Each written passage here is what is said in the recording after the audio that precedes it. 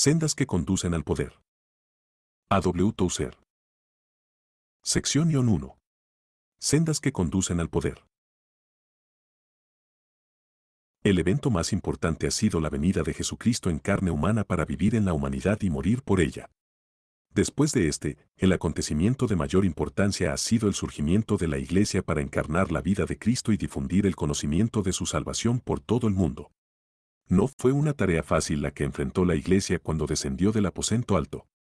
La misión de llevar adelante la obra de un hombre del cual se sabía que había muerto como un criminal, y aún más, de persuadir a los hombres que él había resucitado de los muertos y que era el Hijo de Dios y Salvador, estaba desde el principio por su naturaleza, condenada al fracaso.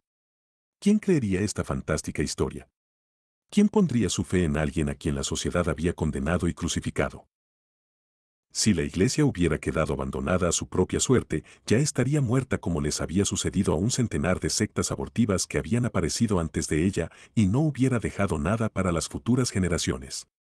El hecho de que la Iglesia no pereció se debió al elemento milagroso que estaba dentro de ella. Ese elemento fue provisto por el Espíritu Santo, que descendió sobre ella el día de Pentecostés con el fin de darle lo que necesitaba para su tarea, porque la Iglesia no era una organización, ni un movimiento, sino una encarnación tangible de energía espiritual. Ella realizó, dentro de un tiempo notablemente corto, unos prodigios de conquista espiritual de conquista tan grandes, que nos quedamos completamente sin explicación, a menos que consideremos la participación divina. En resumen, la Iglesia comenzó con poder, se movió con poder y siguió hasta donde tuvo poder. Cuando ya no tuvo poder de Dios, se enterró en búsqueda de seguridad y trato de conservar lo que había logrado. Pero las bendiciones que ella tenía era como el maná, cuando trató de guardarlas para el otro día, criaron gusanos y se pudrieron. Es así como hemos pasado por el monasticismo, el escolasticismo y el institucionalismo, los cuales son indicaciones del mismo, la ausencia del poder espiritual. Cada vez que ha habido un retorno al poder del Nuevo Testamento en la historia de la Iglesia, se ha registrado un avance en alguna parte, una nueva proclamación del Evangelio de vida, y toda disminución de poder ha dado lugar al surgimiento de alguna clase de mecanismo para la conservación y defensa. Si este análisis es razonablemente correcto, entonces hoy nos encontramos en un estado de muy baja energía espiritual, pues no puede negarse que la Iglesia moderna se ha enterrado hasta sus oídos y está luchando desesperadamente para defender el poco terreno que le queda. Carece del discernimiento espiritual necesario para saber que su mejor defensa es tomar la ofensiva, y está tan lánguida que no podría poner en práctica este conocimiento, aunque lo entendiera. Si hemos de avanzar, tenemos que poseer poder. El paganismo está reduciéndolo lentamente este terreno a la Iglesia. Y la única respuesta de ella es un operativo ocasional, que pudiera describirse como una leve contracción de los músculos morales. Estos operativos llegan hasta los titulares y tal vez aún lleguen a merecer un reporte gráfico en la última página, pero lo que logran en el sentido duradero es muy poco y pronto se olvida. La Iglesia tiene que tener poder y llegar a ser formidable, peligrosa, si ha de volver a obtener su prestigio y proseguir hasta hacer que su mensaje sea tan revolucionario y conquistador como lo fue en otros tiempos. Puesto que la palabra poder tiene muchos usos y abusos, permítaseme explicar lo que quiero decir con ella. Primeramente, me refiero a una energía espiritual de suficiente voltaje como para producir otra vez grandes santos. El tipo de crecimiento cristiano, blando e inofensivo, que hay en nuestra generación no es más que un triste ejemplo de lo que la gracia de Dios puede hacer cuando opera con poder. El acto de aceptar a Cristo, que está desprovisto de emoción en el día de hoy, se parece muy poco a las conversiones tormentosas de los tiempos bíblicos. Necesitamos el poder que transforma, que llena el alma con una dulce intoxicación, que hace que un perseguidor de la Iglesia quede fuera de sí con el amor de Cristo. Hoy tenemos santos teológicos, que pueden y tienen que probar que son santos apelando citas del griego original. Necesitamos santos cuyas vidas proclamen que ellos son santos y que no necesitan acudir a la concordancia para lograr autenticidad. En segundo lugar, me refiero a una unción espiritual que dé un ambiente celestial a nuestra adoración, que endulce nuestros lugares de adoración con una presencia mística. En tal santo lugar, los sermones ostentosos y las personalidades modernizadas se sentirán fuera de lugar, como si fueran una vergüenza para el Espíritu Santo, y el énfasis se hará en lo que corresponde, en el mismo Señor y en su mensaje.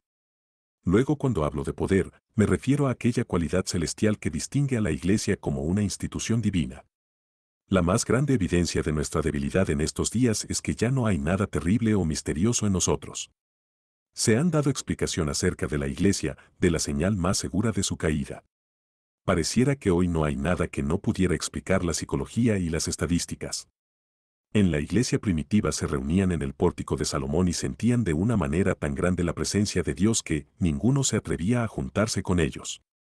El mundo veía el fuego que había en ese bosque y se detenía a mirar con temor, pero nadie le tiene temor a la ceniza. Hoy los atrevidos se acercan hasta donde les place, aún le dan palmaditas en la espalda a la moderna esposa de Cristo y se vuelven vulgarmente familiares. Si alguna vez hemos de volver a impresionar a los hombres no salvos con un saludable temor de lo sobrenatural, es preciso que experimentemos una vez más la santa dignidad del Espíritu, tendremos que tener de nuevo el misterio que inspira temor, el cual viene sobre los hombres y la Iglesia cuando éstos están llenos del poder de Dios. Además me refiero a aquella energía eficaz que Dios ha derramado, tanto en tiempos bíblicos como posteriores, sobre la Iglesia y sobre las circunstancias que la rodearon en su primera andanza y lucha en este mundo, que la hizo fructífera en el trabajo e invencible ante sus enemigos. ¿Milagros? Sí, si a usted le gusta esta palabra. ¿Respuestas a la oración? ¿Providencias especiales? Todas estas cosas y más, todo está resumido en las palabras del evangelista Marcos, y ellos saliendo, predicaron en todas partes, ayudándoles en Señor confirmando la palabra con las señales que le seguían. Marcos 16:20. Todo el libro de los Hechos y los más nobles capítulos de la historia de la Iglesia que se han escrito desde los tiempos del Nuevo Testamento son una extensión de este versículo. Palabras como las que encontramos en Hebreos 2:4 constituyen una reprensión para la Iglesia incrédula de nuestros días. Testificando Dios juntamente con ellos, con señales y prodigios y diversos milagros y repartimientos del Espíritu Santo según su voluntad. Una iglesia fría está obligada a interpretar tal lenguaje. Ella no puede entrar en este asunto, así que se disculpa dando explicaciones. No se requiere ni un pequeño malabarismo, ni siquiera unas pocas declaraciones para las cuales no haya una base bíblica, sino que cualquier cosa sirve para cubrirnos el rostro y dejar nuestro ego inalterado. Tal exégesis tan solo es un refugio para la ortodoxia incrédula, un escondite para una iglesia que está tan débil que no puede sostenerse. Nadie que tenga conocimiento de los hechos puede negar la necesidad de la ayuda sobrenatural en la obra de evangelización mundial. Estamos en una posición tan desesperadamente inferior ante la fuerza superior de este mundo que, en el caso nuestro, significa o depender de Dios o sufrir la derrota. El cristiano que sale a trabajar sin fe en los milagros regresará sin fruto. Nadie debe arriesgarse a tratar de hacer lo imposible hasta que haya recibido el poder del Dios de lo imposible. Nuestra garantía es que el poder del Señor esté allí. Por último, cuando hablo del poder me refiero a la inspiración divina que mueve el corazón y persuade para que se arrepienta y crean en Cristo. No es la elocuencia, ni la lógica, no es la argumentación. No son estas cosas, aunque lo que es pudiera ir acompañado de ellas o por todas. Es más penetrante que el pensamiento, más desconcertante que la conciencia, más convincente que las palabras. Es el milagro sutil que se produce después de la predicación inspirada por el Espíritu Santo, una poderosa inspiración del Espíritu sobre el Espíritu. Tal poder tiene que estar presente hasta cierto punto para que cualquiera pueda ser salvo. Es la capacitación máxima, sin la cual ni la persona más honesta que busque la salvación podrá hallar la fe salvadora. Puesto que eso es así, tendremos tanto éxito según tengamos poder, ni más ni menos. La falta de fruto a lo largo de un periodo demuestra la falta de poder. Esto es tan cierto como el hecho de que las chispas se levantan. Las circunstancias pudieran obstaculizar la obra temporalmente, pero nada puede resistir o levantarse durante largo tiempo contra el poder puro de Dios. Oponerse a este glorioso poder cuando es derramado sobre los hombres sería como luchar contra el sinuoso rayo. Este poder salvar o destruirá, será un olor de vida o de muerte para muerte. Dios dijo, recibiréis poder. Es una promesa y una provisión de Dios. Lo demás depende de nosotros. Sección 2. La parte de Dios y la parte del hombre. El hecho de no distinguir entre la parte de Dios y la parte del hombre en la salvación impide que incontables personas que buscan la paz la hallen y ha dejado a grandes sectores de la Iglesia sin poder durante largos periodos.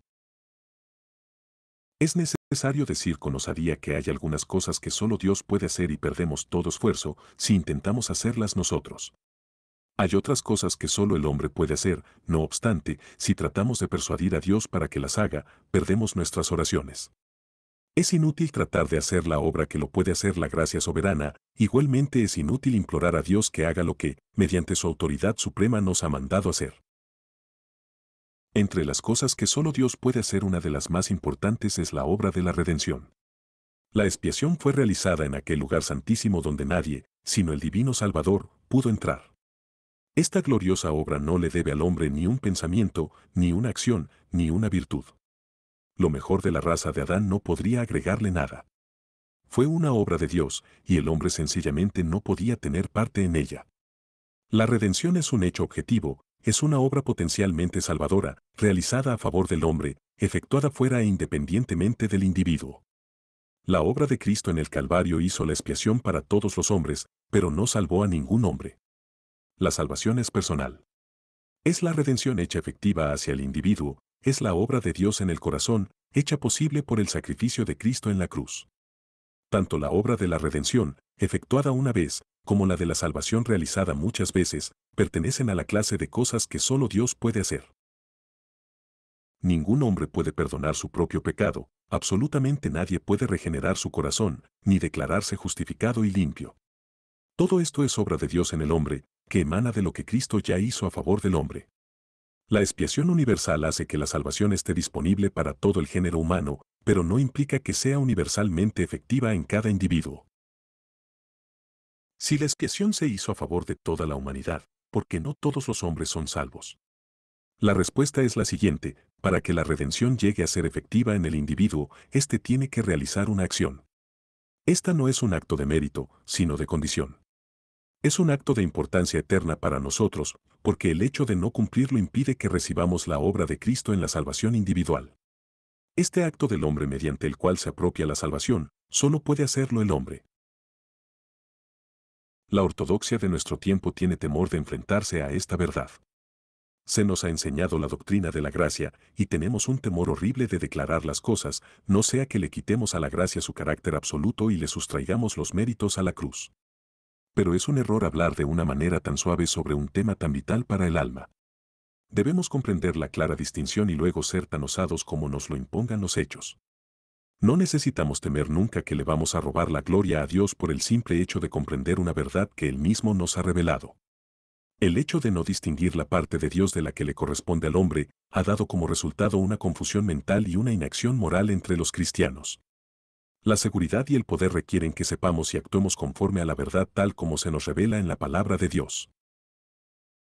En la categoría de las cosas no puede ser esta la siguiente: Dios no puede arrepentirse por nosotros. En nuestros esfuerzos para magnificar la gracia, hemos predicado de tal manera que comunicamos la impresión de que el arrepentimiento es una obra de Dios. Este es un grave error que está imponiendo por todas partes espantosas exigencias a los cristianos. Dios ha mandado a todos los hombres que se arrepientan, nunca prometió arrepentirse por ellos. Ni siquiera Cristo puede hacerlo por otra persona. Él murió en nuestro lugar, pero no puede arrepentirse por nosotros. Dios en su misericordia puede inclinarnos, movernos y capacitarnos por su espíritu al arrepentimiento. La Biblia enseña claramente que para ser salvos, tenemos que aplicar nuestro libre albedrío, arrepentirnos hacia Dios y depositar la fe en Jesucristo. La experiencia lo apoya de manera abundante. El arrepentimiento implica reforma moral. Las prácticas incorrectas están del lado del hombre y solo él puede corregirlas. La mentira, por ejemplo, es un acto del hombre y él tiene que asumir plena responsabilidad. Cuando se arrepienta dejará de mentir. Cuando las cosas se declaran así, de una manera franca, se hacen lo suficientemente obvias, que podemos preguntarnos por qué razón las personas esperan que Dios se arrepienta por ellas. Sin embargo, en la práctica y bajo la presión de una fuerte emoción religiosa, las cosas no son tan claras como uno pudiera suponer. El énfasis en que todo ha sido hecho y tú no puedes hacer nada ha causado confusión entre los que buscan la verdad. Se les dice a las personas que tienen que perecer por causa de lo que son, no por causa de lo que hacen. Lo que hacen no es de ningún modo importante y además no pueden hacer nada para salvarse. Incluso se les advierte que sugerir tal cosa es ofender a Dios. ¿El ejemplo de Caín no es suficiente para probar eso? Y así estas personas son bamboleadas de manera impotente entre el primer Adán y el último Adán. Uno pecó por ellos y el otro ha hecho lo demás. Así se corta el nervio de su vida moral y quedan expuestos a hundirse en la desesperación, con temor de moverse, para no ofender a Dios, y sin embargo están profundamente conscientes que algo anda mal en sus vidas religiosas.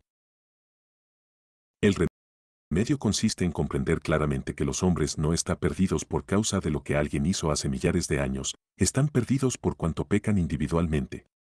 Y puesto que la expiación ha sido hecha, son salvos por cuanto se arrepiente individualmente. Creen que podemos llegar al arrepentimiento en una inferencia sacada de la doctrina de la gracia, cuando se entiende imperfectamente y se presenta de manera errada. Hay otra cosa que Dios no puede hacer, Él no puede creer por nosotros. Ciertamente la fe es un regalo de Dios, pero el ejercicio de ese don es un acto de nuestra voluntad. La fe envuelve una estima del carácter de Dios por parte del creyente. Consiste en decidir que Dios es digno de confianza y luego tener fe en Él de tal manera que nos lleve a descansar en sus promesas y obedecer sus mandamientos. Esa es la fe bíblica. Cuando Dios es el objeto de la fe, no puede ser a la vez el sujeto. El pecador que se arrepiente es el que tiene que creer. La fe salvadora conducirá inevitablemente a un acto de consagración a Cristo. El que busca la verdad tiene que hacerlo por sí mismo. Dios puede ayudarlo y esperar pacientemente durante mucho tiempo, pero nunca tomar el lugar del pecador ni hacer este acto por él. Cuando una vez más se entienda que Dios no será responsable de nuestro pecado e incredulidad, será un día de alegría para la Iglesia. La comprensión de que seremos moralmente responsables de nuestros pecados en el juicio puede resultar chocante, pero aclara el entendimiento y quita la incertidumbre. Los pecadores que regresan a Dios pierden su tiempo cuando lo dedican a pedirle que haga aquellas mismas acciones que Él severamente les ordenó que hicieran. Él no discutirá con ellos, sencillamente dejará que escojan su destino. La incredulidad es un gran pecado, o mejor dicho, es la evidencia de que los pecados están encubiertos y no confesados. El orden es, arrepentíos y creed. La fe ciertamente vendrá después del arrepentimiento y la salvación será el resultado feliz. Cualquier interpretación sobre la libre gracia de Dios, que exonere al pecador de su plena responsabilidad de arrepentirse y creer, no es de Dios, ni está de acuerdo con la verdad revelada. Él tampoco es responsable de ayudarnos a arrepentirnos. Dios no nos debe nada, excepto la justicia. El único hombre que recibe su merecido es aquel que muere en pecado y va sin bienaventuranza al juicio. Todos los demás somos objetos de una misericordia que no hemos ganado. Esperar que Dios nos ayude a arrepentirnos o creer que de algún modo Él está obligado a hacer eso, es entender mal todo el plan de la redención y sustituir la gracia por los méritos en la salvación. ¿Qué relación tiene todo esto con la carencia de poder en la iglesia de nuestro tiempo? Mucha, en realidad. Millones de personas comienzan su vida religiosa sin entender el deber moral que tienen con Dios. Tienen la vaga esperanza que la obra de Cristo en la cruz se hizo cargo de su responsabilidad, por tanto, no hacen ningún esfuerzo para poner sus vidas a tono con los requerimientos del Nuevo Testamento. En consecuencia, no tienen claridad con respecto a nada, están llenos de incertidumbre y dudas.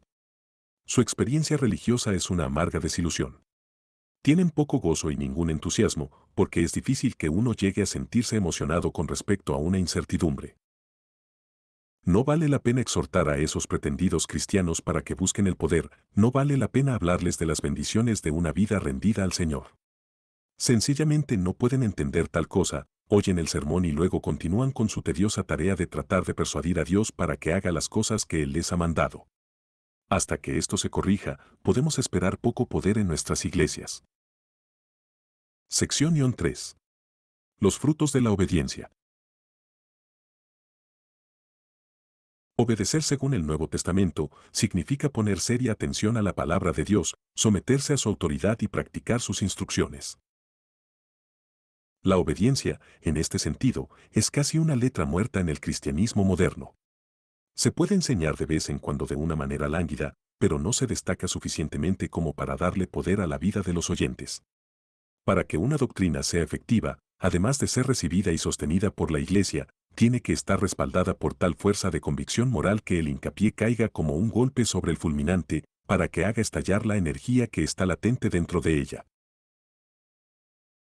La Iglesia de nuestro tiempo ha suavizado la doctrina de la obediencia, bien descuidándola por completo o mencionándola solo en forma apologética, como si fuera de paso. Este es resultado de una confusión fundamental en la mente del predicador y de la Iglesia respecto a la obediencia y las obras. Al descartar la falsa doctrina de la salvación por medio de las obras, hemos caído en el error opuesto de la salvación sin obediencia. La Biblia no enseña nada acerca de la salvación aparte de la obediencia. Pablo dio testimonio que él fue enviado a predicar la obediencia a la fe en todas las naciones. Él les recordó a los cristianos de Roma que habían sido libertados del pecado por la siguiente razón: habéis obedecido de corazón a aquella forma de doctrina a la cual fuisteis entregados. En el Nuevo Testamento no hay contradicción entre la fe y la obediencia, pero sí entre la fe y las obras de la ley y también entre la ley y la gracia. La Biblia no reconoce ninguna fe que no conduzca a la obediencia, ni ninguna obediencia que no brote de la fe. Las dos son los lados opuestos de la misma moneda. Si usted tuviera que dividir una moneda por un filo, destruiría ambos lados, perdiendo totalmente su valor. Del mismo modo, la fe y la obediencia están unidas para siempre y ambas pierden su valor cuando se separan. El problema que muchos tenemos hoy consiste en que estamos tratando de creer, sin intentar obedecer. El mensaje de la cruz contiene dos elementos: 1, promesas y declaraciones que deben creerse, y 2, mandamientos que deben obedecerse. Obviamente, la fe es necesaria para las primeras y la obediencia para los segundos. De hecho, lo único que podemos hacer con una promesa o una declaración es creerla. Físicamente es imposible obedecerla, porque no se refiere a nuestra voluntad, sino a nuestro entendimiento. Igualmente es imposible creer en un mandamiento, porque no está dirigido esencialmente a nuestro entendimiento, sino a nuestra voluntad. Ciertamente, podemos tener fe en su justicia, confiar en que es un mandamiento bueno y correcto, pero eso no es suficiente. Mientras rehusemos obedecer, no hemos hecho nada con respecto al mandamiento. Esforzarnos para creer aquello que se dirige a nuestra obediencia es enmarañarnos desesperadamente en un laberinto de imposibilidades. La doctrina del Cristo crucificado y la riqueza de verdades que se vinculan a ella tienen este doble contenido. Por tanto, el apóstol puede hablar acerca de la obediencia a la fe sin contradecirse. Se puede afirmar: el Evangelio es poder de Dios para salvación a todo aquel que cree, y vino a ser autor de eterna salvación para todos los que le obedecen. No hay nada incompatible entre estas dos declaraciones cuando se entienden a la luz de la unidad esencial entre la fe y la obediencia.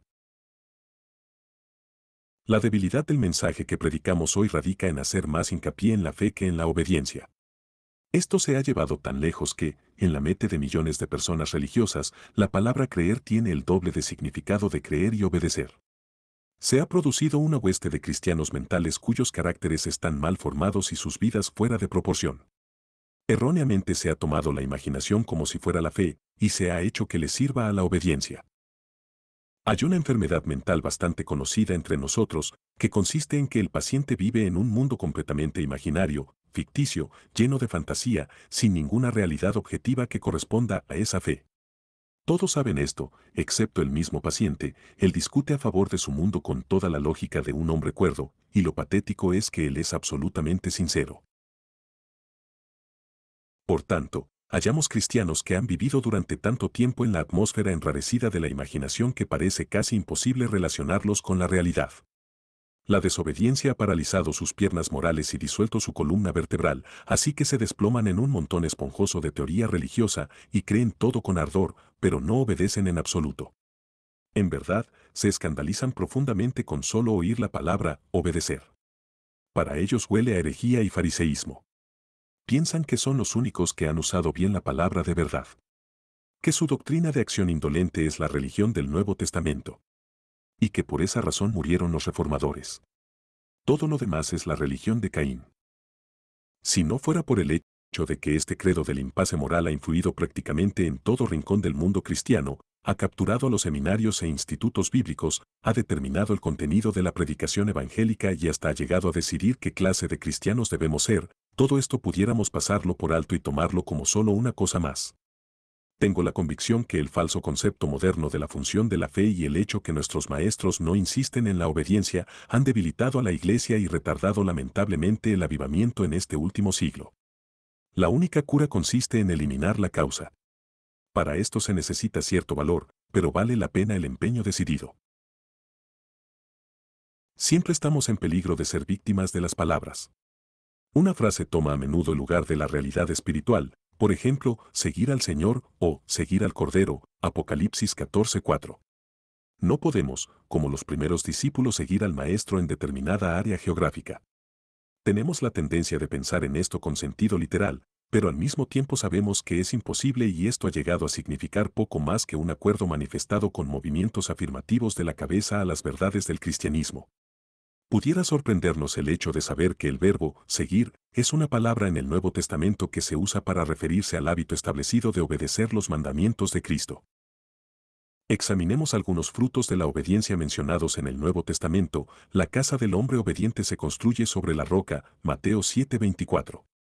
Este hombre será amado por el Padre y contará con la manifestación del Padre y del Hijo, quien vendrá a él y hará morada en él, Juan 14:21 al 23. Este permanecerá en el amor de Cristo, Juan 15:10. Mediante la obediencia a la doctrina de Cristo, es libertado del pecado y hecho siervo de la justicia, Romanos 6:17 al 18, se le da el Espíritu Santo, Hechos 5:32. Se libra de engañarse a sí mismo y es bienaventurado en todo lo que hace, Santiago 1:22 al 25. Su fe es perfeccionada, Santiago 2:22. Es confirmado en la seguridad que tiene de Dios y en la confianza de que todo lo que pida en oración lo recibirá, Primera de Juan 3:18 al 22. Estos son algunos versículos que pueden citarse del Nuevo Testamento, sin embargo, más importante que cualquier cantidad de versículos probatorios es el hecho de que el flujo total del Nuevo Testamento se mueve en este sentido. Uno o dos versículos pudieran ser malinterpretados, pero no se puede interpretar mal el tenor total de la Escritura. ¿Hasta dónde llega todo esto? ¿Cuáles son las implicaciones prácticas para nosotros los cristianos comunes y corrientes de hoy? Podemos estar seguros de esto, Dios nos enviará las lluvias de bendición tan pronto como comencemos a obedecer sus claras instrucciones. No necesitamos una nueva doctrina, ni un nuevo movimiento, ni una clave, ni siquiera un evangelista importado o un curso costoso para que nos muestren el camino. Está claro delante de nosotros como una autopista de 4 canales junto. A cualquiera que pregunte, le diría, sencillamente haga lo que usted sabe que debe hacer a continuación, para poner en práctica la voluntad del Señor. Si hay pecado en su vida, abandónelo. Apártese de la mentira, murmuración, deshonestidad o de cualquier pecado. Abandone los placeres mundanales, la extravagancia en el gasto, la vanidad en el vestir, en su auto, en su hogar. Póngase en armonía con cualquier persona a la que haya hecho algún mal. Perdone a cualquiera que haya actuado mal con usted. Comience a usar su dinero para ayudar a los pobres y llevar adelante la causa de Cristo. Tome la cruz y viva con sacrificio. Ore, sea generoso, asista al servicio del Señor. Testifique de Cristo, no solo cuando sea conveniente, sino también cuando comprenda que debe hacerlo. No considere el costo, ni tema las consecuencias. Estudie el Nuevo Testamento para conocer la voluntad de Dios y luego hágala tal como la comprende. Comience ahora, dando el paso siguiente y prosiga. Sección 4. Los milagros vienen detrás del arado. Haced para vosotros barbecho, porque es el tiempo de buscar a Dios, hasta que venga y os enseñe la justicia, Oseas 10:12. En este pasaje se nos habla de dos clases de terreno, el terreno no cultivado y el terreno arado. El terreno no cultivado está complacido de sí mismo, satisfecho, protegido de la sacudida del arado y de la agitación de la rastra. Ese terreno, tal como yace año tras año, llega a ser una señal muy conocida para las aves del cielo. Si tuviera inteligencia, llegaría a sentir una gran satisfacción por su reputación de estabilidad, la naturaleza lo ha adoptado, se puede contar con que siempre seguirá siendo el mismo, mientras los campos que lo rodean del color café al verde y viceversa. Seguro y sin perturbaciones, se desparrama dormido ante la luz del sol. Es el cuadro del soñado contentamiento. Pero ese terreno está pagando un espantoso precio por su tranquilidad. Nunca ve el milagro del crecimiento, jamás siente los movimientos de la vida que se desarrolla, ni ve la maravilla de la semilla que brota, ni la belleza del grano que madura. No puede ver el fruto, porque le tiene miedo al arado y a la rastra. En cambio, el campo cultivado se ha entregado a la aventura de la vida. La cerca protectora se ha abierto para admitir el arado y éste se ha portado como de costumbre, práctico, cruel, serio y apresurado. La paz ha sido alterada por los gritos del granjero y el traqueteo de los implementos del cultivo. El campo ha sentido los agudos dolores del cambio, ha sido trastornado, volteado, herido y quebrantado, pero su recompensa es indecible, pues cada día ve una maravilla que crece. La semilla dispara su milagro de vida hacia la luz del sol, curioso, para explorar el nuevo mundo que está por encima de él. En todo el campo, la mano de Dios está obrando a través de la antigua y siempre renovada labor de la creación, nacen nuevas plantas para crecer, desarrollarse, madurar y consumar la gran profecía que está latente en la simiente antes de entrar a la tierra. Las maravillas de la naturaleza vienen en pos del arado. Hay también dos clases de vida, la vida que no está cultivada y la vida arada. Para buscar ejemplos de la vida no cultivada no necesitamos ir lejos. Estas vidas abundan entre nosotros. El hombre de vida no cultivada se contenta consigo mismo y con el recuerdo del fruto que una vez produjo. No quiere ser perturbado. Sonríe con una tolerante superioridad ante los avivamientos, los ayunos, los actos de escudriñamiento personal y ante toda la angustia de los dolores de parto y del proceso de producir fruto. El espíritu de aventura está muerto dentro de esta persona. Es firme, fiel, siempre está en su lugar acostumbrado, como el antiguo campo, es conservadora y en cierto sentido es una señal en la pequeña iglesia, pero no lleva fruto. La maldición de tal vida está en que se queda estancada, tan en tamaño como en contenido. El ser ha desplazado al llegar a ser. Lo peor que se puede decir es que tal individuo es lo que será, él se ha encerrado dentro de una cerca, dejando fuera a Dios y el milagro. La vida arada es aquella que, mediante el acto de arrepentimiento, ha derribado las cercas protectoras y ha permitido que el arado de la confesión penetre el alma. La instancia del Espíritu Santo, la presión de las circunstancias y la angustia de una vida sin fruto se han combinado para humillar completamente el corazón. Tal vida ha quitado la defensa y ha abandonado la seguridad de la muerte para enfrentarse al peligro de la vida.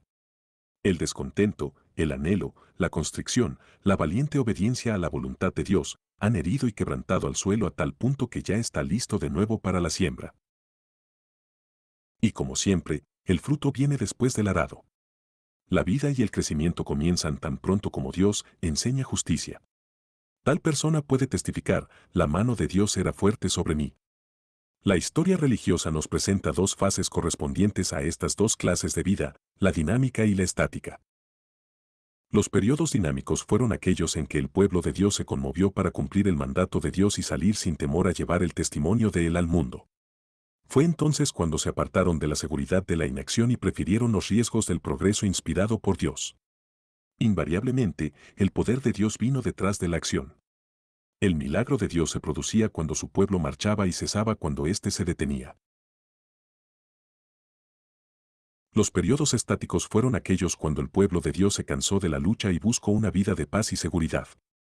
Luego se dedicaron a tratar de conservar lo que habían ganado durante aquellos tiempos de mayor osadía cuando el poder de Dios se movió entre ellos. La historia bíblica está repleta de ejemplos. Abraham salió a su gran aventura de fe y Dios fue con él. Obtuvo como resultado revelaciones, teofanías, el regalo de la tierra de Palestina y las promesas de ricas bendiciones. Luego, Israel descendió a Egipto y las maravillas cesaron durante 400 años. Al fin de ese tiempo, Moisés oyó el llamamiento de Dios y salió a desafiar al faraón, el opresor. Un torbellino de poder acompañó a este desafío e Israel comenzó a marchar. Mientras Israel se atrevió a marchar, Dios envió sus milagros para esclarecer el camino. Sin embargo, cuando Israel se quedó tranquilo, como un terreno no cultivado, el Señor retiró sus bendiciones y esperó hasta que el pueblo se levantara para manifestar su poder. Este es un esbozo general de la historia de Israel y de la Iglesia. Y ellos, saliendo, predicaron en todas partes, ayudándoles el Señor y confirmando la palabra con las señales que la seguían. Mientras hicieron esto, el Señor obró. Pero cuando se retiraron a los monasterios o se dedicaron a jugar a la construcción de bellas catedrales, la ayuda de Dios se retiró hasta que un Wesley o un Lutero se levantó para volver a desafiar al infierno. Luego, Dios invariablemente derramó su poder como antes. Esta ley opera en toda la organización eclesiástica, sociedad misionera, iglesia local o individuo cristiano. Dios obra mientras su pueblo viva con osadía, no lo hace cuando su pueblo ya no necesita su ayuda. Tan pronto como buscamos la protección fuera de Dios, la hallamos para nuestra propia ruina. No obstante, cuando erigimos un muro de dotaciones, reglamentos, prestigios y multiplicamos agencias en las cuales queremos delegar nuestras responsabilidades, se establece una incipiente senilidad que solo se puede terminar en un rigor de muerte. El poder de Dios solo se manifiesta cuando lo invocamos con la disposición de poner el arado a funcionar. Solo se libera en la iglesia cuando hace algo que demande ese poder. Cuando hablo de hacer, no me refiero a la mera actividad. La Iglesia tiene suficiente ajetreo tal como esta, pero en todas sus actividades toma medidas preventivas para que nadie le toque su terreno, cuidando de confinar su ajetreo dentro de los límites fijados con temor para la completa seguridad. Por esa razón ella es estática e infructífera, está segura, pero no cultivada. Miremos alrededor y veamos dónde se están produciendo los milagros de poder. Nunca se producen en el seminario, donde cada pensamiento está preparado para el estudiante, a fin de que sea recibido sin dolor y de segunda mano. Jamás lo encontramos en la institución religiosa, donde la tradición y el hábito hicieron la fe innecesaria desde hace mucho tiempo. Tampoco en la antigua iglesia, donde las lápidas del recuerdo dan testimonio silencioso de la gloria que existió una vez. Invariablemente, donde la fe osada lucha contra obstáculos imposibles para avanzar, Dios envía ayuda desde el santuario. En nuestra sociedad, el poder de Dios ha estado en suspenso sobre una frontera. Los milagros nos han acompañado cuando avanzamos y cesan cuando nos sentimos satisfechos. El credo de poder no nos salvará de la esterilidad. Tenemos que continuar haciendo la obra de poder. Estoy más preocupado por el efecto de esta verdad sobre la iglesia local y el individuo. Existen iglesias en las cuales el fruto abundante es el resultado regular y esperado semana tras semana, pero ahora hay muy poco o ningún fruto, dando la impresión que el poder de Dios está en suspenso. Dios no ha cambiado, tampoco el bendito propósito que tiene para la iglesia, ella es la que ha cambiado. Si la iglesia se hiciera un pequeño examen, este revelaría que se ha convertido en un terreno no cultivado. Ha pasado por sus primeros dolores de parto, aceptando una manera de vida más fácil. Se contenta con llevar adelante su programa indoloro, con tal de tener suficiente dinero para pagar las cuentas y otra cantidad que le asegure su futuro. Su gente la mira en busca de seguridad. En vez de buscar guía para la batalla entre el bien y el mal, se ha convertido en escuela en lugar de cuartel. Sus miembros son estudiantes, no soldados, estudian las experiencias de otros, en lugar de experimentarlas por su propia cuenta. El único sendero hacia el poder para una iglesia en tal condición, consiste en salir de su escondite y tomar la senda de la obediencia, que está rodeada de peligro. La seguridad es su enemigo más mortal. La iglesia que le tiene temor al arado escribe su propio epitafio, la que sigue en pos, anda en el camino del avivamiento. Sección 5. Obstáculos doctrinales. Para cualquier observador casual de la escena religiosa de nuestro tiempo, hay dos cosas que se evidencian de inmediato. Una, que hay muy poca convicción de pecado entre las personas no salvas, y dos, que los cristianos profesantes comunes y corrientes viven de una manera tan mundana y descuidada que se hace difícil distinguirlos de las personas no convertidas. El poder que trae convicción al pecador y capacita al cristiano para vencer en la vida diaria está siendo obstaculizado. Sería demasiado referirse a cualquier cosa como la única causa, porque realmente son muchas las que se atraviesan en el camino de la plena realización de los privilegios que nos corresponden, según el Nuevo Testamento. Sin embargo, hay una clase de obstáculo tan conspicuo que tiene que nombrarse, me refiero a aquel presentado por la falsa doctrina y por el hincapié exagerado en las doctrinas correctas. Quiero señalar algunas de estas doctrinas con la sincera esperanza que no despierte controversia, sino que más bien nos lleve a un reverente examen de nuestra posición.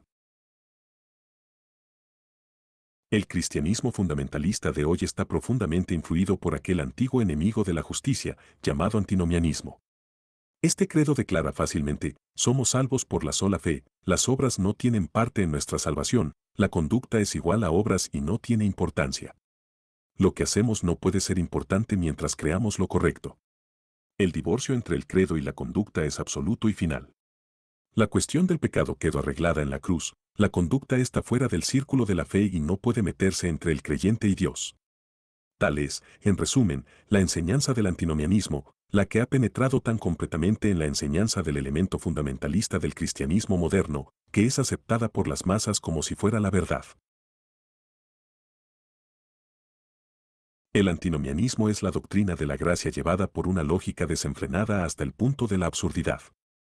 Sigue la enseñanza de la justificación por la fe y la tuerce hasta deformarla. Plagó el trabajo del apóstol Pablo por donde quiera que iba e hizo que produjera algunas de sus más pintorescas denuncias. Cuando surgió la pregunta, ¿perseveraremos en el pecado para que la gracia abunde? Pablo lo atacó abiertamente en aquel terrible argumento que se ve en el capítulo 6 de su epístola a los Romanos. Los abogados del antinomianismo de hoy merecen nuestro respeto por lo menos en una cosa, que sus motivos son buenos. El error brota de un deseo de magnificar la gracia y de exaltar la libertad del Evangelio. Ellos comienzan bien, pero se dejan llevar más allá de lo que está escrito, mediante una adherencia servil a una lógica indisciplinada.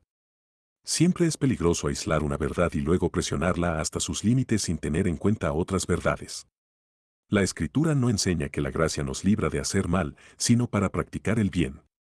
Entre estos dos conceptos de gracia hay un mar de diferencia.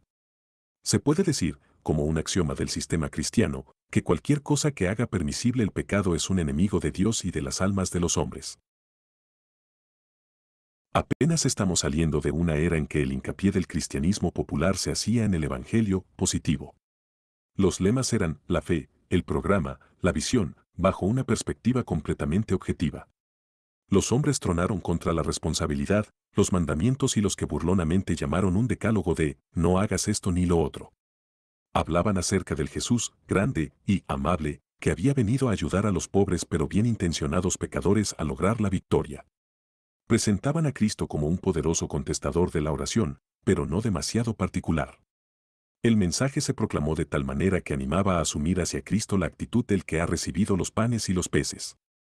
Aquella parte del Nuevo Testamento que actúa como un incentivo para la vida santa se sacaba cuidadosamente del contenido, alegando que era negativa y no se toleraba. Millares de personas que no tenían la intención de dejar todo y seguir al Señor buscaban ayuda. La voluntad de Dios se interpretaba como lo expresan estas palabras, ven y recíbela. De esta manera Cristo llegó a ser una conveniencia útil, pero su indisputable reclamo que Él es el Señor sobre el creyente no se tomaba seriamente en cuenta. Mucho de esto ya es historia.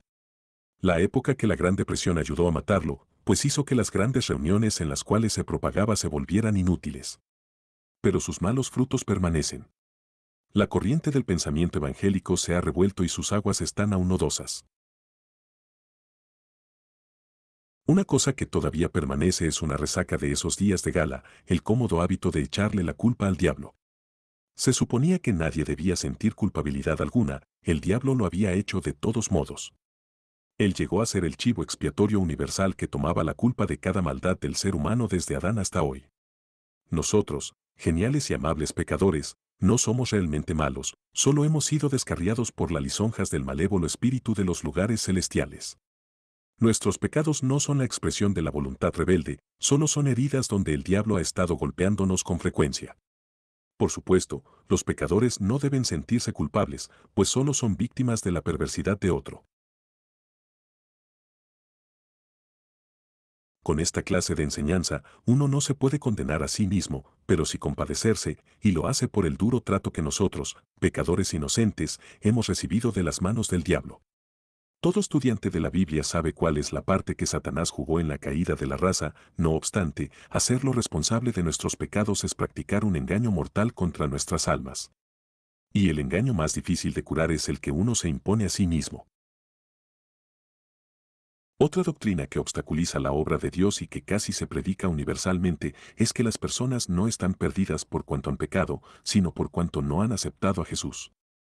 Los hombres no están perdidos por cuanto asesinan, no son enviados al infierno por mentir, robar y blasfemar, pero sí por rechazar al Salvador.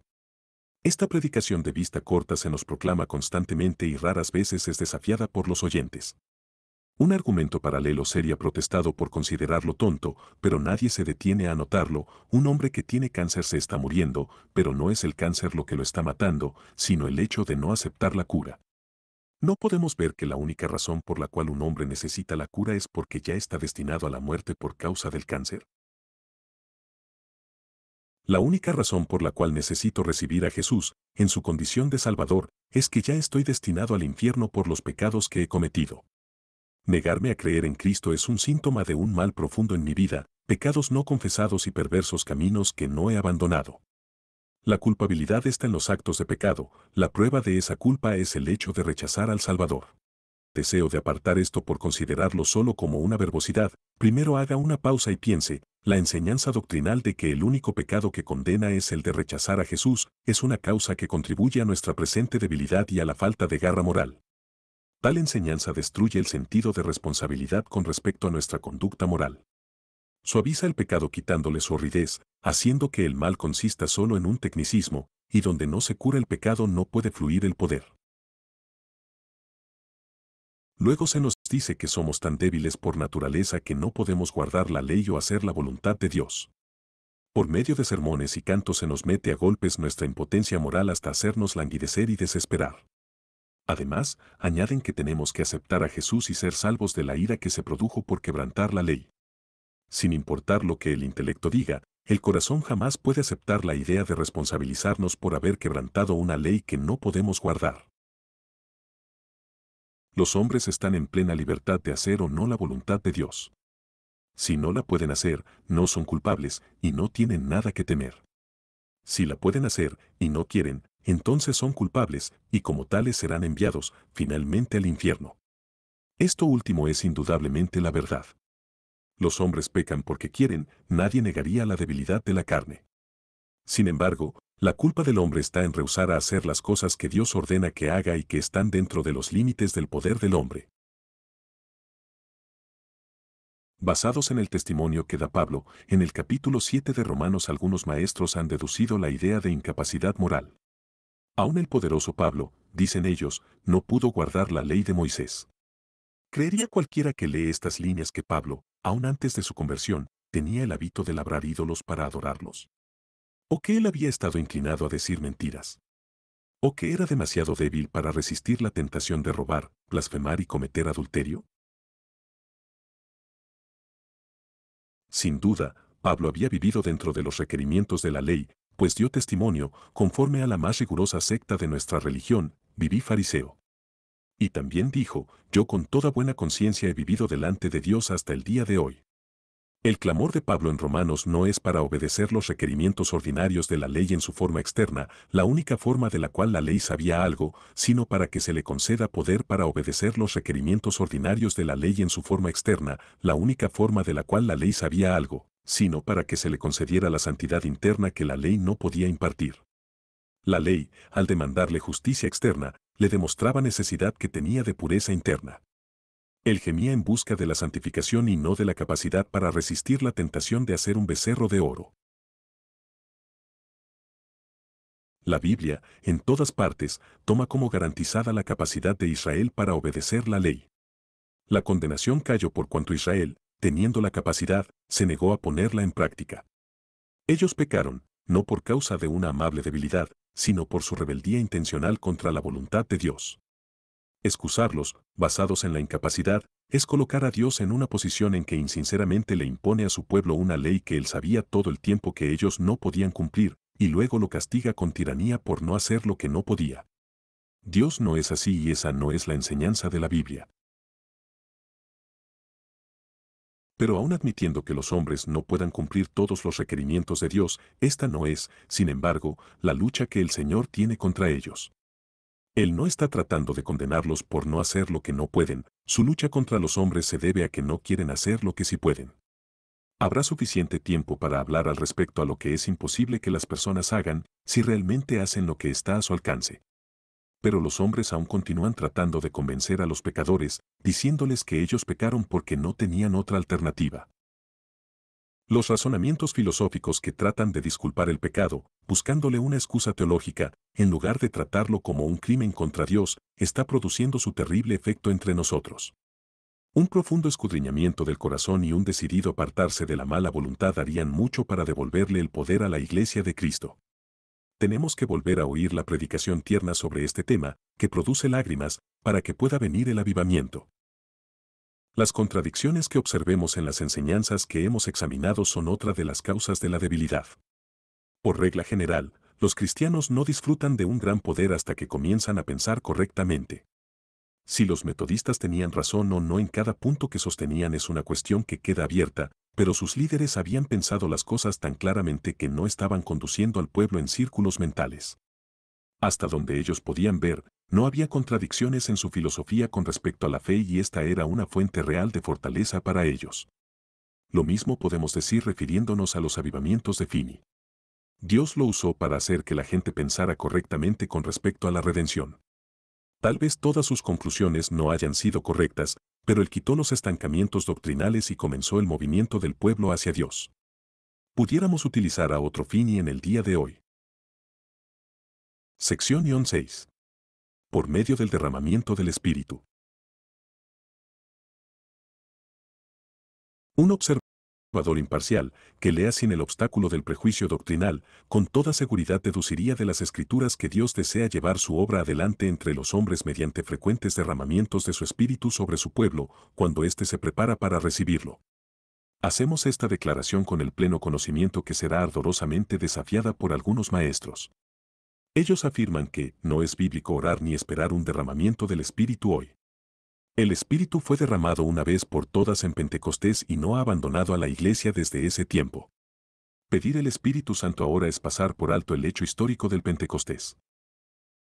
Este argumento sutilmente utilizado para desanimar la expectativa, exitosamente ha logrado desalentar el fervor de muchas congregaciones, silenciando sus oraciones. Hay una lógica aparente en esta objeción con cierto aire de ortodoxia superior, no obstante, el gran problema consiste en que es contraria a la palabra de Dios y no está en armonía con todo el tenor de la verdad revelada. La Biblia no patrocina esta escalofriante doctrina de que tal bendición fue dada una vez por todas, más bien nos exhorta a esperar lluvias de bendición y dice que el Señor derramará agua sobre el sequedal. Era tan posible que el derramamiento que descendió en el Pentecostés afectara a las personas que no estaban presentes o a las congregaciones que aún no existían. Es obvio que los beneficios espirituales del Pentecostés tenían que prolongarse más allá de las vidas de aquellos que lo disfrutaron por primera vez. El Espíritu no solo tenía que llenar a aquella primera congregación de, como 120 en número, sino también a otras personas, de lo contrario las bendiciones de aquella experiencia hubieran cesado con la muerte del último miembro del grupo original. Todo esto parece suficientemente razonable, pero tenemos una palabra más segura en la Escritura. Algún tiempo después del Pentecostés se reunió una compañía de creyentes con el fin de orar para pedir fuerza, obtener el poder de Dios a favor de ellos, y así estar preparados para enfrentarse a la emergencia que en ese tiempo atravesaban. Cuando hubieron orado, el lugar en que estaban congregados tembló, y todos fueron llenos del Espíritu Santo, y hablaron con denuedo la palabra de Dios. Hechos 4:31. Algunos de estos pertenecían al grupo original que fue lleno del Espíritu en el Pentecostés. Difícilmente pudiera concebirse que Dios hiciera algo antibíblico al volverlos a llenar después del Pentecostés. También hubo otro grupo en Samaria.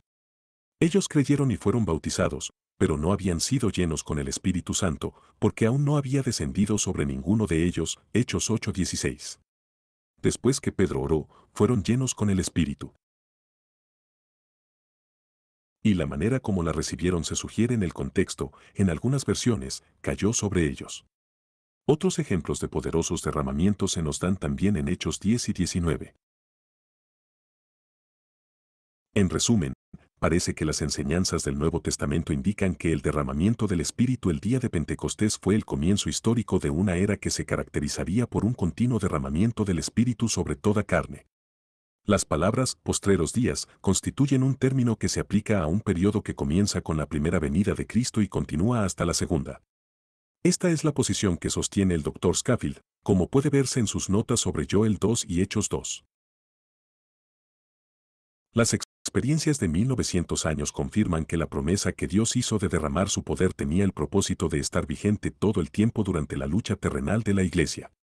Aunque el cristianismo como un todo se ha contentado con el credo y la forma, siempre ha habido un grupo más reducido dentro de la gran congregación que ha comprobado las promesas y hasta cierto punto ha disfrutado de los frutos del Pentecostés. Los movimientos poderosos que hemos llamado reformas, las arremetidas de actividad misionera y los repentinos brotes de llamas de avivamiento sobre comunidades y naciones ha sido la señal del fuego durante la noche para indicar la obra de Dios. A medida que la historia pasa, estas manifestaciones espirituales nos han dado los moravos, los metodistas, el ejército de salvación, una galaxia de poderosos predicadores y misioneros cuyos nombres están inscritos en el libro de la vida. Actualmente, hay evidencias dispersas de que Dios está derramando su espíritu sobre los hombres. Las poderosas obras que están ocurriendo en los países escandinavos, las Antillas neerlandesas del Este, la Indochina francesa, solo pueden explicarse como nuevos capítulos del libro de Dios que no ha terminado, los hechos del Espíritu Santo. Ahora bien, si Dios quiere derrama su espíritu sobre nosotros hoy. Mi pregunta es, ¿por qué no entran más cristianos y más iglesias en una experiencia de poder que por lo menos se asemeje a la de la iglesia primitiva? Con gozo admitimos que algunos han entrado, pero ¿por qué solo un reducido número de personas? Cuando la provisión es tan amplia y la promesa segura, ¿qué es lo que nos lo impide? En respuesta, presentamos el siguiente análisis, que, si no sirve para otra cosa, tiene por lo menos el crédito de haber sido el fruto de una observación esmerada y con mucha oración. Un obstáculo para la recepción del poder es un difundido temor a nuestras emociones cuando tocan la vida religiosa. Temor que ha llegado a convertirse en una fobia para muchas personas serias. Hombres que debían saber mejor las cosas, se arrodillan hasta una hora junto a una persona que está buscando la bendición, para advertirle todo el tiempo de manera solemne que debe luchar contra los sentimientos como se lucha contra el mismo diablo. Los maestros bíblicos pronuncian discursos contra los sentimientos hasta que nos sentimos avergonzados, admitiendo que jamás albergamos nada tan depravado como los sentimientos. En la enseñanza moderna, los sentimientos y la fe se oponen entre sí, dando a entender que cualquier manifestación de emociones carece de delicadeza o es absolutamente carnal, y que debe evitarse por ser un indicio de herejía o algo peor. Esta doctrina antiemocionalista, aunque patrocinada por algunas personas bien intencionadas y de convicciones muy ortodoxas, es una inferencia que no tiene garantía. No es una doctrina bíblica y está violenta oposición a la psicología y al sentido común. ¿Qué fundamento bíblico tiene afirmar que el sentimiento y la fe están en contraposición? El hecho es que la fe engendra sentimientos tan ciertamente como la vida engendra movimientos. Podemos tener sentimientos sin fe, pero jamás fe sin sentimientos. La fe, como una fría luz sin emociones, pero jamás fe sin sentimientos. La fe, como una fría luz sin emociones, es completamente desconocida en las Escrituras. La fe de los héroes bíblicos invariablemente despertó las emociones y los condujo a la acción positiva en la dirección de la fe. Una afirmación, una promesa, una advertencia, siempre produjo su correspondiente citación en los sentimientos de los creyentes. Noé, con temor, preparó el arca. Abraham, se gozó y obedeció.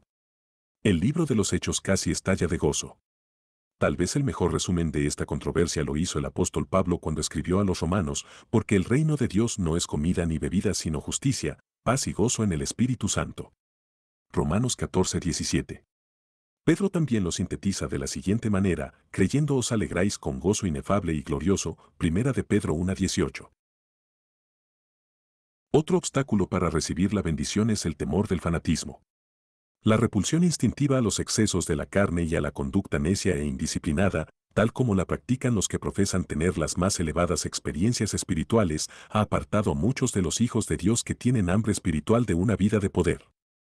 Son demasiado refinados para soportar las rudas torpezas y el mal gusto que se halla entre los herederos del Pentecostés que tienen un estilo singular y en su desilusión juzgan todas las enseñanzas relacionadas con el Espíritu Santo como parte de una pieza total y no quieren nada con ninguna de esas enseñanzas. Esto es tan deplorable como fácil de entender. A tales víctimas es necesario enseñarles que el Espíritu Santo es el Espíritu de Jesús y que es tan refinado y bello como el mismo Salvador. Hay una bendita provisión que es para aquellos que tan pronto venzan este temor al fanatismo. El otro elemento que impide grandemente el poder en el pueblo de Dios es la dureza de un corazón causada por el hecho de oír a hombres que aunque constantemente predican acerca del Espíritu Santo, no lo tienen. No hay doctrina tan escalofriante como la doctrina del Espíritu, sostenida como pasividad fría y con una incredulidad personal. El oyente se aparta con apagada apatía de la exhortación a ser lleno del Espíritu, a menos que el mismo Espíritu le exhorte por medio del predicador. Es posible aprender la doctrina, predicarla fielmente y no obstante, estar totalmente desprovisto de poder. Los oyentes sienten la ausencia de poder y se retiran con corazones insensibles. Esto no es oposición a la verdad, sino una reacción inconsciente que brota de la falta de realidad. Sin embargo, difícilmente algunos de los oyentes pudiera decirle al otro cuál es el problema, es como si hubieran escuchado un eco, no la voz, o haber visto un reflejo y no la misma luz. Mencionar un elemento más que impide a los creyentes recibir y disfrutar del poder del Espíritu Santo, se trata del hábito de instruir a los que buscan ser llenos del Espíritu Santo, para que lo reciban por la fe. En todo el Nuevo Testamento se evidencia claramente que la expiación debe recibirse por la fe. Este hecho es básico en la teología de la redención y cualquier apartamiento de él es fatal para la experiencia cristiana. Pablo enseña enfáticamente que el Espíritu se recibe por la fe y reprende a cualquiera que enseñe de otra manera.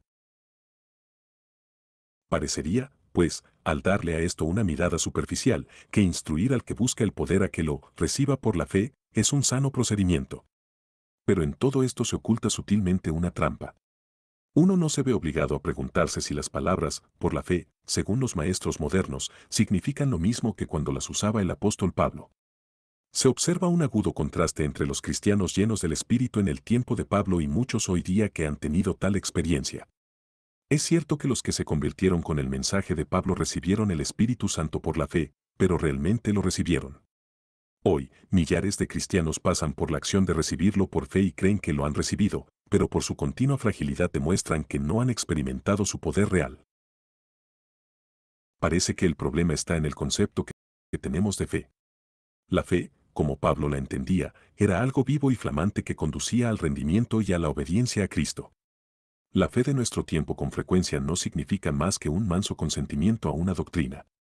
Muchos, aunque convencidos de la necesidad que tienen de poder, no están dispuestos a pasar por la lucha de morir a la vida antigua, se vuelven con alivio a esta doctrina de recibirlo por fe, es decir, de creer que lo han recibido, como única salida para escapar de sus dificultades.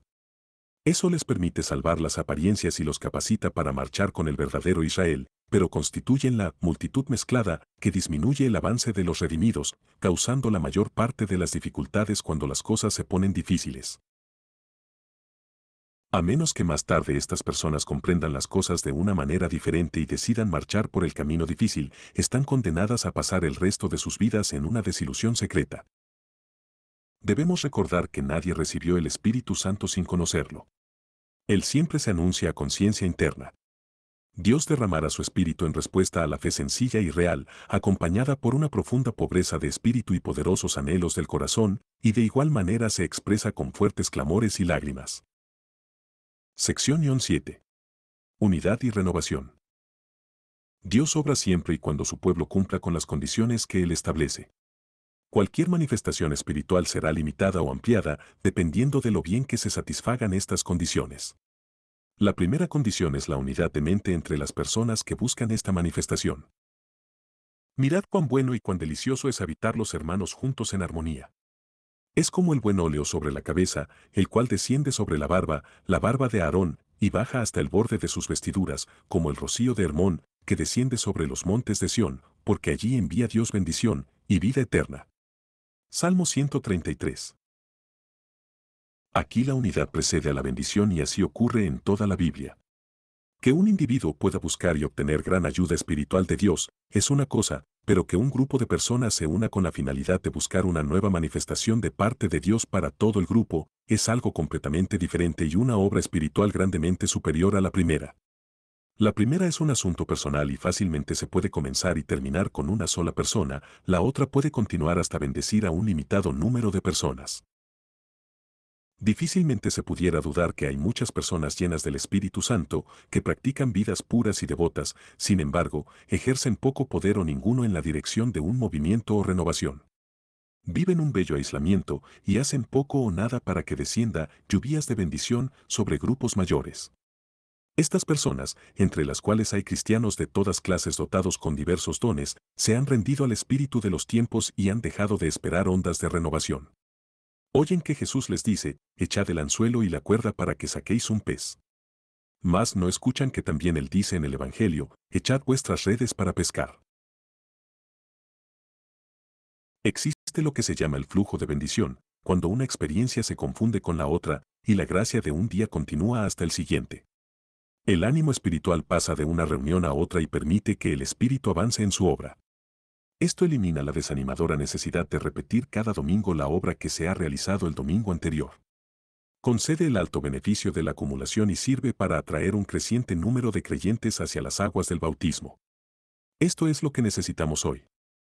Históricamente, los movimientos de renovación se han producido principalmente como un logro de la unidad de mente entre grupos de creyentes cristianos. En el segundo capítulo de los Hechos dice que estaban todos unánimes juntos cuando el Espíritu Santo descendió sobre ellos. Él no vino para traerles la unanimidad. Vino por cuanto ellos estaban en esas condiciones. El Espíritu nunca viene para dar unidad, aunque su presencia ciertamente ayuda y perfecciona la unidad que pueda existir. Él viene a aquel grupo de hermanos que, por medio del arrepentimiento y la fe, han llegado a estar unánimes. Esto perturba a algunos que no se han detenido a cuestionar la doctrina comúnmente aceptada, según la cual la unidad de corazón entre los cristianos es una obra soberana, obra de Dios, y nosotros no podemos intervenir en ella. Esta obtusa doctrina de la inacción nos ha enseñado que no debemos procurar hacer nada, sino tener la vaga esperanza que Dios nos dará de alguna manera la unanimidad. Si el logro de la unidad es solo una obra de Dios, la pregunta es, ¿por qué Cristo y los apóstoles nos exhortan constantemente a la unidad? Completad mi gozo, sintiendo lo mismo, teniendo el mismo amor, unánimes, sintiendo una misma cosa. Filipenses 2:2. Solícitos en guardar la unidad del Espíritu en el vínculo de la paz. Efesios 4:3. Ruego a Evodia y a Sintique que sean de un mismo sentir en el Señor. Filipenses 4:2. Os ruego, pues, hermanos, por el nombre de nuestro Señor Jesucristo, que habléis todos una misma cosa y que no haya entre vosotros divisiones, sino que estéis perfectamente. 1 Corintios 1:10. De acuerdo con todas estas porciones de la Escritura, queda claro que los creyentes tienen una gran parte en la responsabilidad de lograr y mantener la unidad entre sí mismos.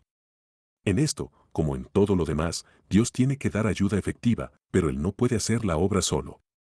Él tiene que cooperar eficazmente con la parte que le corresponde al creyente. Y puesto que el Espíritu Santo puede hacer sus poderosas obras solo donde existe la unidad, llega a ser de suprema importancia que todo el que desea la renovación espiritual haga todo lo que está de su parte para que se produzca tal condición. Reconozco que es fácil hallar en esta enseñanza una fuente de mucha desilusión para el pastor que lucha. Si la unanimidad es tan importante para la obra del Espíritu Santo, entonces me desespero con mi iglesia. Sus miembros son una mezcla de protestantismos con docenas de matices de opiniones teológicas entre ellos. Están de acuerdo con los principios fundamentales, pero difieren en tantos puntos que yo no pudiera tener la esperanza de unirlos. La pregunta es, ¿cómo pueden borrar las diferencias que surgen del hecho de que provienen de diversas tradiciones religiosas? ¿Cómo podrán alguna vez llegar a tener la misma opinión en todos los puntos? Si Dios no puede enviar sus lluvias refrescantes hasta que nosotros logremos lo que yo creo que es imposible, entonces nuestro caso no tiene esperanza. Algo así pudiera ser nuestra respuesta a la exhortación a la unidad, y a la persona atribulada que habla de esa manera, no se opone, sino que es una persona que sinceramente ama a Dios y a los perdidos. Esto pareciera destruir todo lo que se ha dicho a favor de la unidad para la renovación si no fuera por dos hechos: uno, que la unidad que estamos defendiendo no es una unidad teológica; lo otro, que Dios no requiere una unidad que abarque el 100% de las personas para comenzar su obra. Dios responde a una, dos o tres que se reúnen en su nombre. Y la amplitud y poder de la obra del Señor dependerán del tamaño del núcleo en relación con el número total de los creyentes de la Iglesia. La unidad para la renovación espiritual no equivale a la unidad teológica. Dios demanda unidad en todas las cosas que importan, ya que somos libres para ser individualistas. En el Pentecostés, todos los discípulos estaban unánimes en el Espíritu. En todas las demás cosas, ellos eran 120 personas. La armonía puede definirse como unanimidad en los puntos de contacto. No se necesitó más que esto para asegurar la unidad que precedió al Pentecostés. No necesitas mirar más atrás de los años de la alianza para ver la manera como Dios puede honrar a una corporación de hombres y mujeres que estén unánimes en un propósito espiritual, aunque sus posiciones doctrinales tal vez no sean idénticas. Luego, debe estimularnos el hecho de que Dios no espera de nosotros perfección. Él no espera de sus hijos imperfectos. Un pequeño grupo dentro de una gran corporación de cristianos puede ser la clave para la renovación espiritual si logran la unanimidad de corazón y propósito. Dios puede comenzar en ellos la obra y continuarla en gran número de cristianos a medida que la renovación espiritual se extiende. Cuantos más individuos estén unánimes juntos en una iglesia, tanto más poderosamente se moverá el Espíritu en su obra de salvación, pero Él nunca espera la participación de todos los miembros. Toda la iglesia debe esforzarse por lograr la unanimidad de corazón entre sus miembros, no con languidez, sino con oración y seriedad. Todo pastor debe demostrar a su pueblo que la posibilidad de poder está en la fusión de muchas almas en una.